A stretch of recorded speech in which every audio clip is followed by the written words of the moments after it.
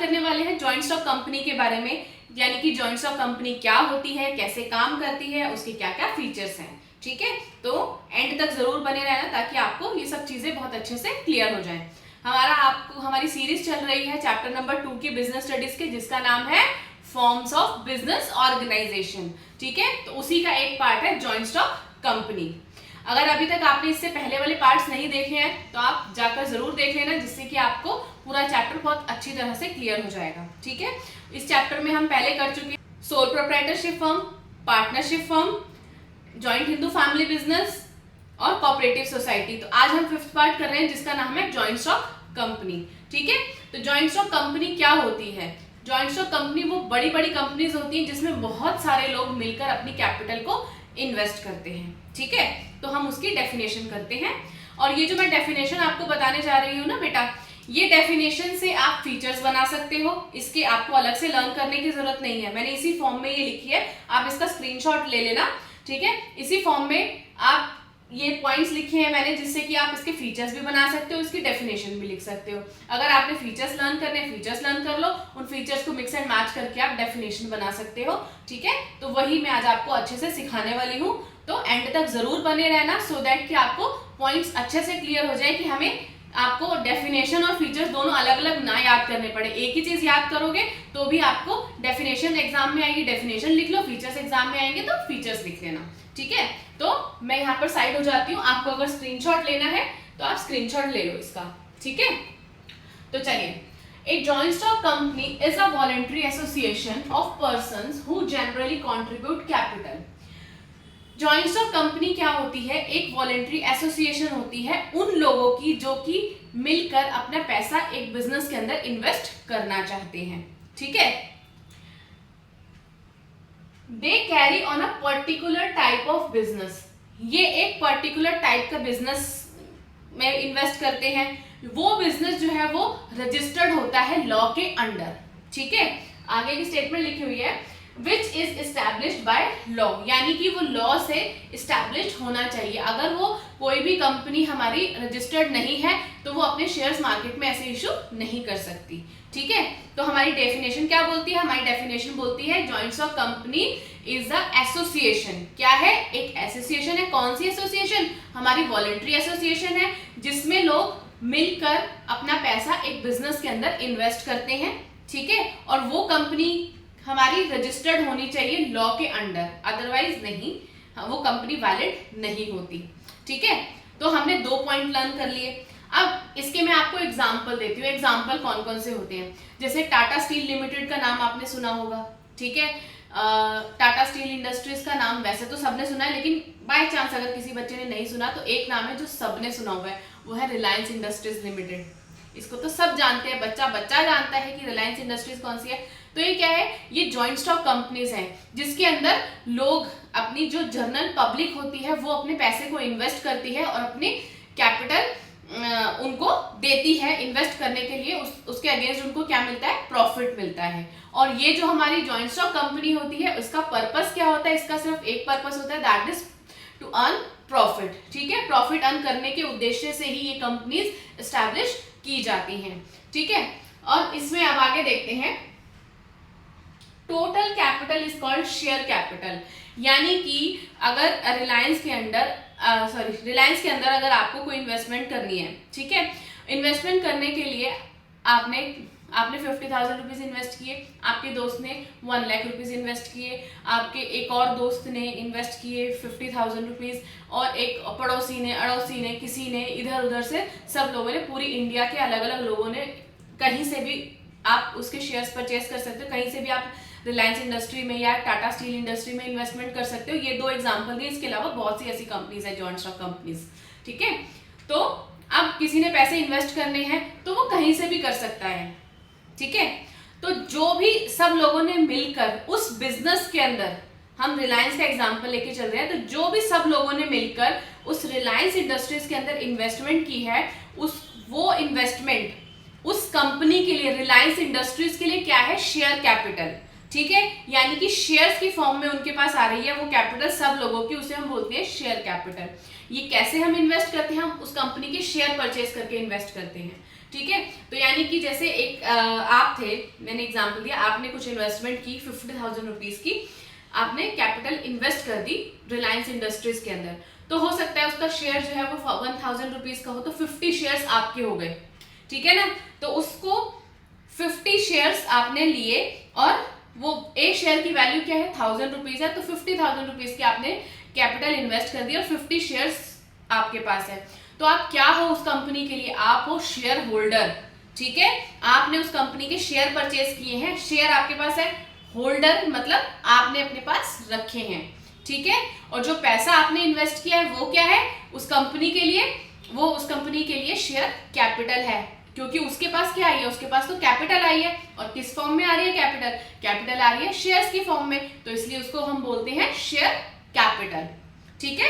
I hope ये point आपको अच्छे से समझ में आया हो। कुछ भी डाउट हो मुझे कमेंट करके बताना, मैं आपका डाउट बिल्कुल अच्छे से क्लियर करूंगी। इस कॉन्सेप्ट को समझना बहुत जरूरी है, क्यों, क्योंकि ये बिजनेस स्टडीज का 11th क्लास में बहुत इंपॉर्टेंट टॉपिक है, और सेम यही अब 12th क्लास में जाकर आप अकाउंट्स में भी पढ़ोगे, तब आपको ये बेसिक नॉलेज होनी चाहिए। शेयर्स क्या होते हैं, शेयर कैपिटल क्या होती है, शेयर होल्डर कौन होते हैं, डिबेंचर्स क्या होते हैं, तो ये सब अगर आपके पास नॉलेज होगी तो 12th क्लास में आप इजीली क्वेश्चंस को कर पाओगे, अकाउंट्स में आएगा आपका शेयर कैपिटल, ठीक है।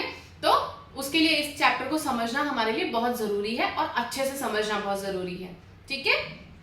अभी मैंने आपको क्या बताया, मैंने आपको बताया शेयर होल्डर कौन होते हैं, शेयर कैपिटल क्या होती है, शेयर्स क्या होते हैं, ठीक है। तो इन्हीं चीजों को मैंने पॉइंट्स में लिखा है, तो उनको पढ़ते हैं। Total capital is called share capital, यानी कि कंपनी के पास उन 500 लोगों ने मिलकर जो भी पैसा दिया है, जो कंपनी के पास पैसे आए हैं, वो क्या है कंपनी के लिए शेयर कैपिटल हो गई।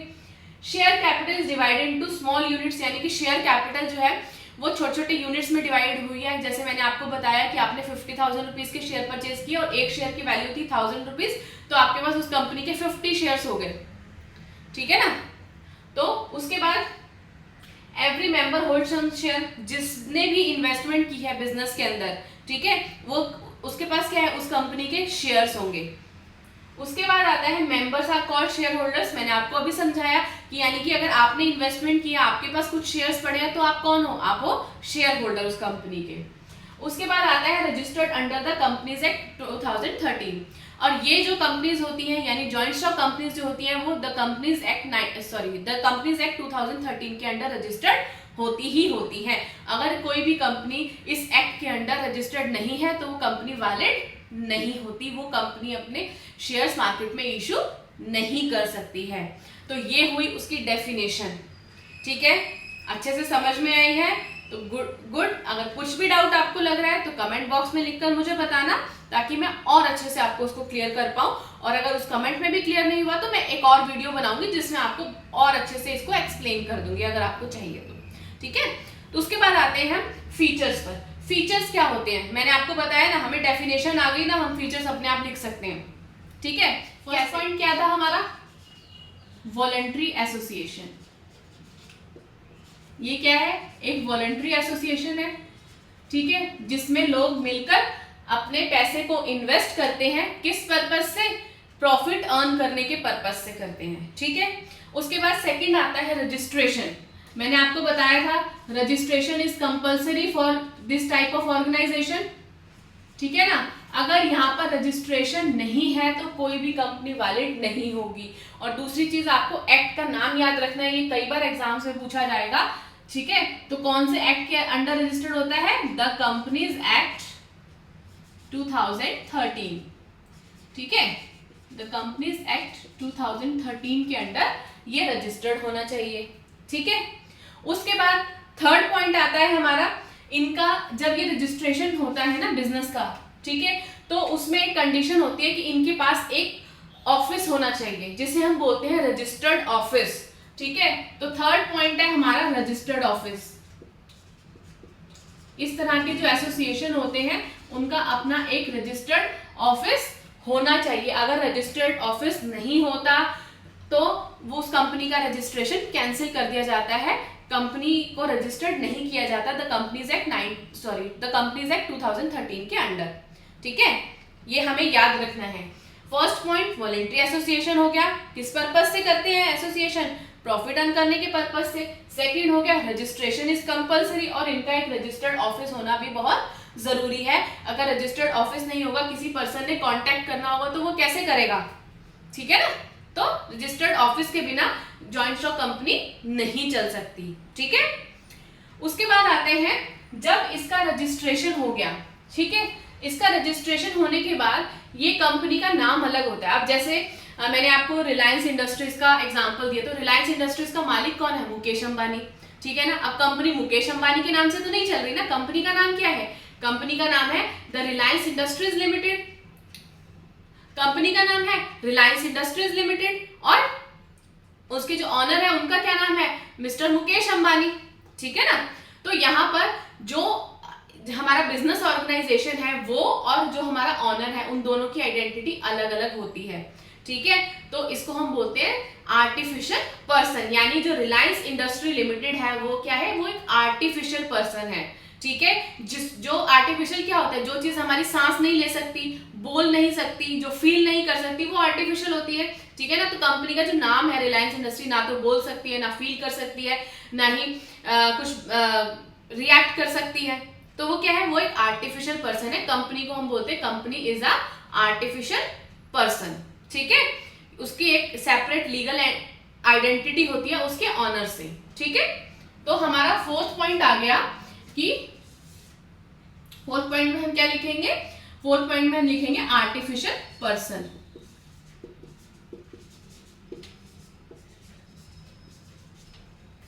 ठीक है। हमारा आर्टिफिशियल पर्सन होती है कंपनी। अभी जैसे हमने पढ़ा था सोल प्रोप्राइटरशिप फॉर्म के बारे में हमने पढ़ा था, तो उसमें क्या होता है, एक ही ऑनर होता है। अब एक ऑनर होता है, अगर कुछ भी डिसीजन लेना है या कोई कॉन्ट्रैक्ट साइन करना है तो वो जो सोल प्रोप्राइटरशिप फर्म का जो ऑनर है वो साइन करेगा। अब कंपनी है, कंपनी के अंदर कोई एक मालिक नहीं है, ठीक है, बहुत सारे शेयर होल्डर्स हैं।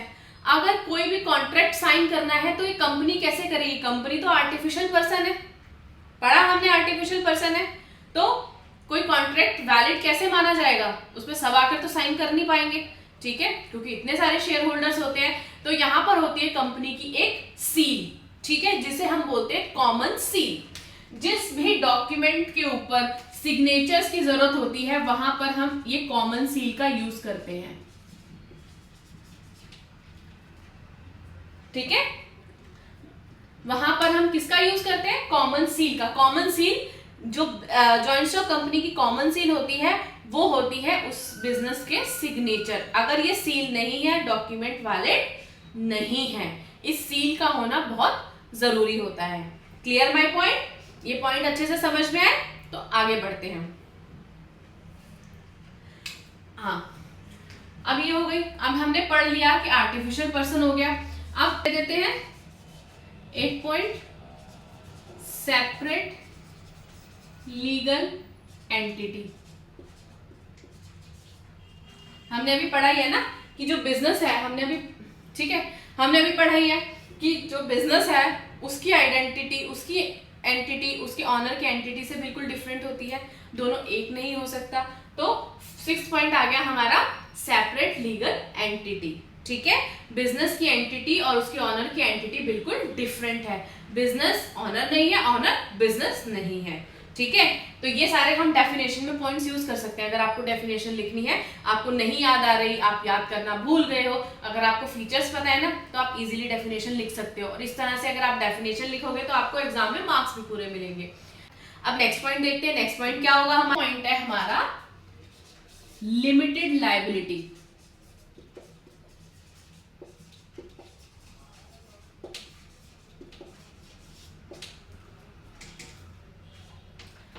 लिमिटेड लायबिलिटी कैसे, अभी मैंने आपको एग्जांपल दिया था, ठीक है ना, कि बहुत सारे लोग मिलकर कैपिटल अपनी इन्वेस्ट करते हैं जिसे हम शेयर कैपिटल बोलते हैं। तो यानी जिस पर्सन ने जितनी भी कैपिटल इन्वेस्ट करी है वो उतनी ही कैपिटल के लिए लायबल है, ठीक है। अगर कभी बिजनेस में कुछ लॉस हो जाता है, ठीक है, बिजनेस में लॉस हो गया तो क्या होगा, उसने जो 50,000 रुपीज, एक पर्सन ने जो 50,000 रुपीज इन्वेस्ट किए थे बिजनेस में, उसका लॉस कितना है, वही 50,000 का है, उससे ज्यादा का लॉस नहीं है। उसकी जो लायबिलिटी होती है वो उसी 50,000 की होती है, उसके आगे उसकी लायबिलिटी नहीं होती। जितने पर्सन ने जितने जितने पैसे इन्वेस्ट किए हैं, कल को कुछ भी हो जाता है, कंपनी बंद हो जाती है, कंपनी का कुछ लॉस हो जाता है, तो सबके उतने ही पैसे डूबेंगे जितने कि उन्होंने उस बिजनेस के अंदर इन्वेस्ट कर रखे हैं। ऐसा नहीं है कि उनके पास जो अपनी पर्सनल प्रॉपर्टी है वो भी सब उसकी लायबिलिटी में पे ऑफ में चली जाएगी, ऐसा कभी नहीं होता। ठीक है, जिसने जितनी भी शेयर कैपिटल इन्वेस्ट की है वो उतनी ही शेयर कैपिटल उतनी ही लायबिलिटी के लिए लायबल होता है। ठीक है, नेक्स्ट पॉइंट आता है हमारा ट्रांसफरेबिलिटी ऑफ शेयर्स।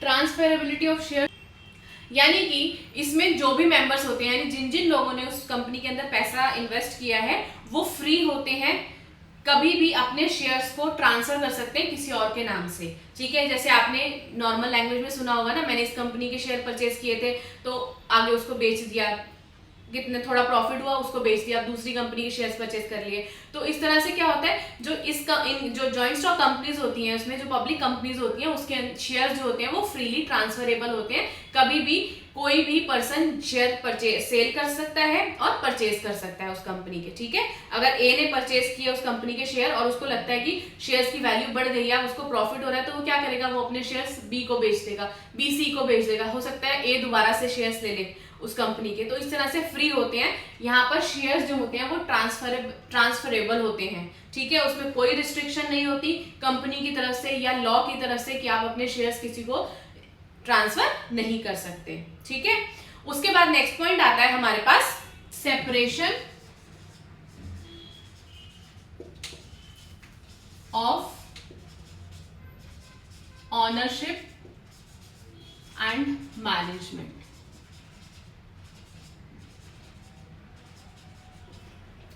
अब इसमें शेयर होल्डर्स जो होते हैं वो कंपनी के ऑनर होते हैं।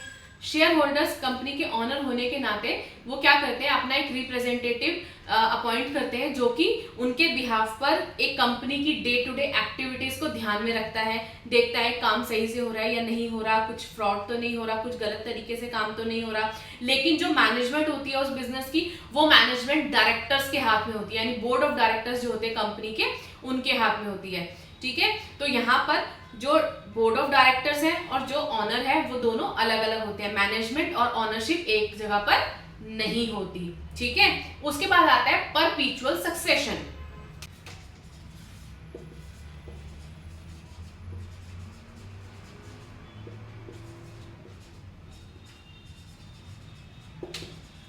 परपीचुअल सक्सेशन क्या होता है?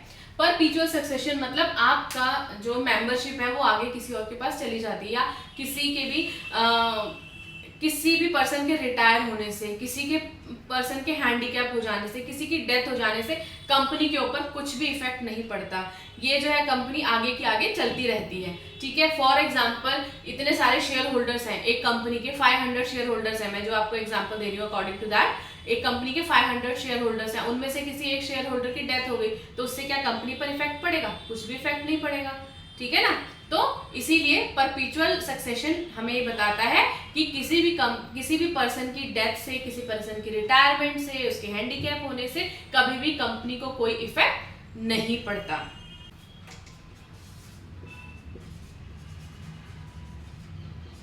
मेंबरशिप, ठीक है, मेंबरशिप क्या होती है? एक जॉइंट स्टॉक कंपनी के अंदर मिनिमम जॉइंट स्टॉक कंपनी बनाने के लिए 7 लोग होने चाहिए कम से कम। अगर 7 लोग नहीं है तो कंपनीज एक्ट के अंडर वो रजिस्टर्ड नहीं होती कंपनी। ठीक है, तो हमें क्या याद रखना है, एमसीक्यूज में भी पूछा जा सकता है ये क्वेश्चन। ठीक है, कि हमारी मेंबरशिप कैसे होती है, या मिनिमम 7 मेंबर्स एक कंपनी के अंदर, जॉइंट स्टॉक कंपनी के अंदर होने चाहिए, और मैक्सिमम तो कितने भी हो सकते हैं, उसकी कोई भी लिमिट नहीं है। ठीक है, तो हमें क्या याद रखना है, मेंबरशिप के अंदर मिनिमम 7 और मैक्सिमम कितने भी हो सकते हैं, कोई लिमिट नहीं है। ठीक है, अभी ये हमारी खत्म हो गए सारे फीचर्स। इन सबको यूज करके आप डेफिनेशन लिख सकते हो, उसमें से कुछ पॉइंट्स लेकर। अब डेफिनेशन में से आप कुछ पॉइंट चूज करके उसके फीचर्स में यूज कर सकते हो, क्योंकि मैंने आपको 11 फीचर्स बताए, 11 के 11 आपको लिखने की जरूरत नहीं है ना एग्जाम में। जितने मार्क्स का क्वेश्चन आया है उसके अकॉर्डिंगली आप आंसर लिखोगे, तो आपको जो पॉइंट्स इजीली लर्न हो रहे हैं आप वो पॉइंट्स लिख सकते हो, ठीक है ना। इसमें से कुछ पॉइंट्स यूज कर लेना डेफिनेशन के लिए, और डेफिनेशन लर्न करोगे तो कुछ पॉइंट्स आप फीचर्स के लिए यूज कर लेना, ठीक है।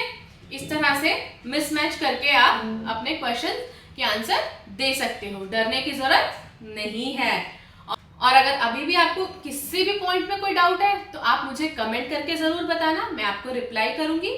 और उसके बाद अगर आपको वीडियो पसंद आ रही है तो आपको क्या करना है, उस वीडियो को लाइक करना है। मुझे भी तो मोटिवेशन मिलना चाहिए ना नई वीडियोस बनाने के लिए, ठीक है। और उसके बाद सेकंड पॉइंट क्या है हमारा, शेयर। आपको अपने फ्रेंड्स के साथ इस वीडियो को शेयर करना है ताकि इसका बेनिफिट सब लोगों को मिलता रहे। और अगर अभी तक चैनल सब्सक्राइब नहीं किया है तो सब्सक्राइब। मिलते हैं अगली वीडियो में। Thank you, bye bye.